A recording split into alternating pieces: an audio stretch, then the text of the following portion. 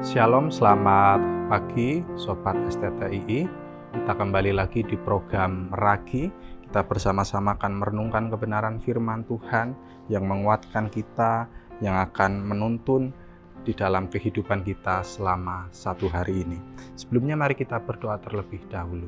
Bapa yang baik, kami mengucap syukur untuk segala kebaikan, kemurahan yang senantiasa Engkau tunjukkan dalam kehidupan kami, sehingga pada pagi ini, sebelum kami mengawali kegiatan dan aktivitas kami akan merenungkan kebenaran firman-Mu yang mengarahkan kami, yang menuntun kami untuk kami hidup berdasarkan kehendak-Mu saja. Kiranya Bapa melalui firman-Mu ini kami dapat memahami, dan tentunya ya Bapa kami dapat hidup di dalam-Mu. Terima kasih ya Bapa, kami sudah berdoa dan mengucap syukur. Haleluya. Amin. Baik, saudara yang terkasih di dalam Tuhan, pada pagi ini kita akan belajar dari Nehemia pasal 2 ayat 11 sampai 20. Judul renungan pada pagi hari ini adalah Terdepan dalam Kepemimpinan. Bapak Ibu, saudara yang terkasih di dalam Tuhan, tentu kita tidak asing lagi dengan slogan dari produk motor Yamaha. Kalau kita pernah mendengar iklannya di televisi, Yamaha memiliki slogan semakin di depan. Tetapi apakah kita tahu apa makna di balik Yamaha menggunakan slogan ini? Nah, ternyata Yamaha memiliki pesan yang ingin disampaikan bahwa melalui slogan semakin di depan ini, setiap hari harus tetap menjadi baik. Hari ini harus lebih baik dari kemarin. Besok lebih baik dari hari ini. Intinya yang ingin disampaikan oleh slogan Yamaha adalah semangat untuk selalu terdepan. Nah, demikian pula kita, tentunya kita juga memiliki kerinduan, memiliki keinginan untuk kita terdepan di dalam kepemimpinan kita, terdepan dalam pekerjaan kita, terdepan dalam pelayanan kita. Dan kita akan belajar bagaimana sikap yang dilakukan oleh Nehemia ketika ia memimpin umat Israel, sehingga dia menjadi pribadi yang terdepan. Nah, sikap yang pertama adalah mempersiapkan sebelum mengerjakan. Nehemia kembali ke Yerusalem bukan tanpa alasan, tetapi ada tujuan yang jelas yang Tuhan taruh di dalam hatinya sehingga ia harus kembali ke Yerusalem. Di mana pada saat itu Nehemia harus membangun kembali tembok Yerusalem yang porak-poranda. Nah, sebelum Nehemia membangun tembok Yerusalem ini, Nehemia melakukan segala persiapan-persiapan yang begitu detail. Di ayat 13b dan ayat 15 menjelaskan bahwa Nehemia menyelidiki dengan seksama. Artinya dia turun tangan, dia terjun langsung, ia ingin melihat, ia ingin mencermati apa yang sebenarnya menjadi persoalan, apa yang sebenarnya menjadi masalah yang terjadi di Yerusalem. Ia memperhitungkan dengan matang-matang apa yang harus ia lakukan. Ia mencari fakta, ia mencari data sebelum ia mengerjakan, sebelum ia membangun tembok Yerusalem.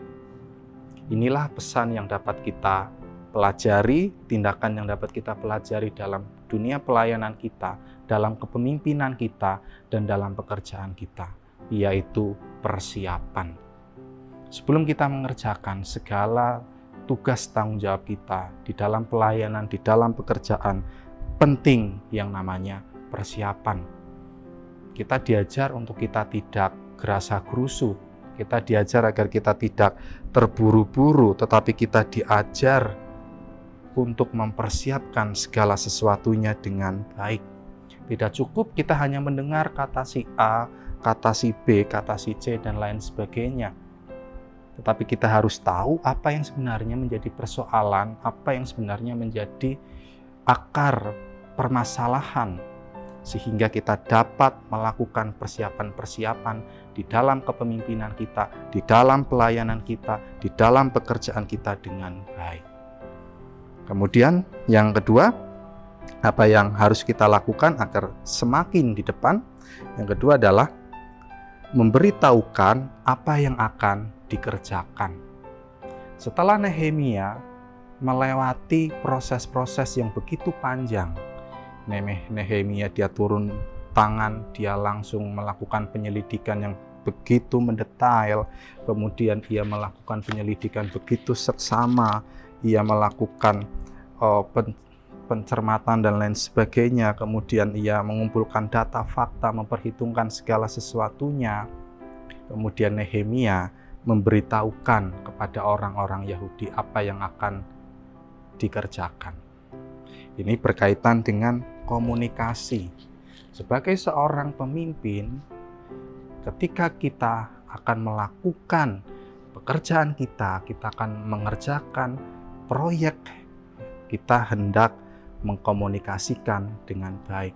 Dan tentu bukan asal mengkomunikasikan, tetapi kita mengkomunikasikan karena kita telah tahu, kita melewati proses-proses pengamatan, proses-proses penyelidikan, proses-proses lain-lainnya, sehingga kita tahu apa yang harus dikerjakan oleh teman-teman kita, yang harus dikerjakan oleh rekan-rekan kita. Demikian pula dalam pelayanan, dalam pekerjaan, dalam dunia kepemimpinan kita.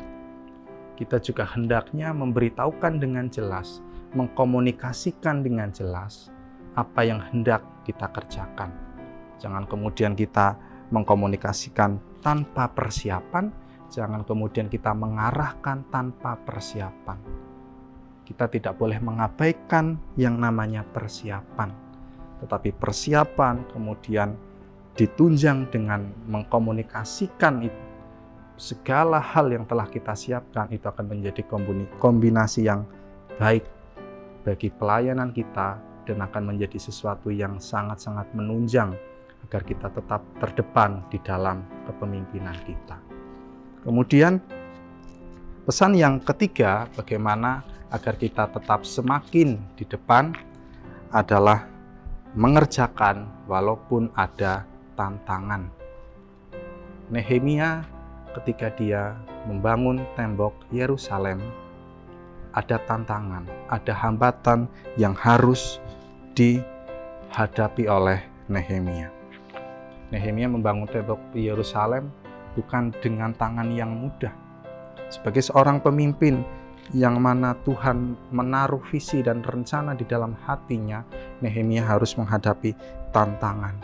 Tantangan yang harus ia hadapi adalah dari Sanballat CS. Dia harus menghadapi orang-orang, kalau dalam istilah zaman sekarang adalah orang-orang yang beracun. Sanballat CS ini memiliki rencana untuk menggagalkan visi dan misi dari Nehemia. Sanballat ini berperan sebagai orang-orang yang beracun. Kita harus mengenali ciri orang-orang yang beracun ini.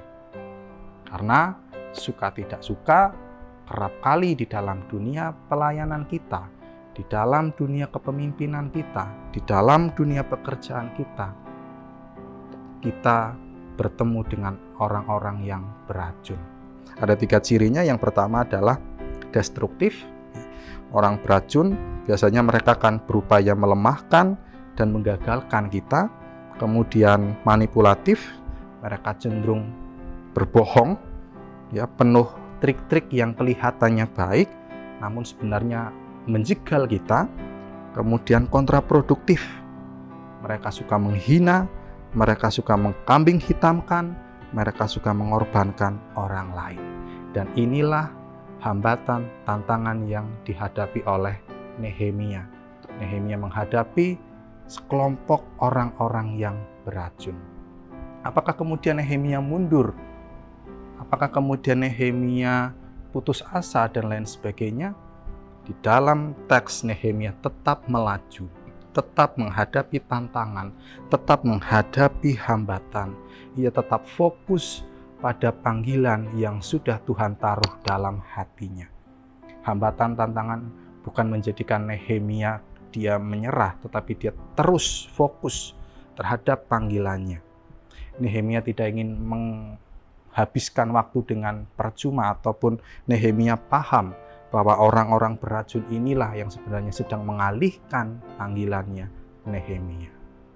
Saudara yang terkasih di dalam Tuhan, Sobat STII, 3 hal ini agar kita terdepan di dalam kepemimpinan kita, agar kita terdepan dalam pekerjaan dan pelayanan kita.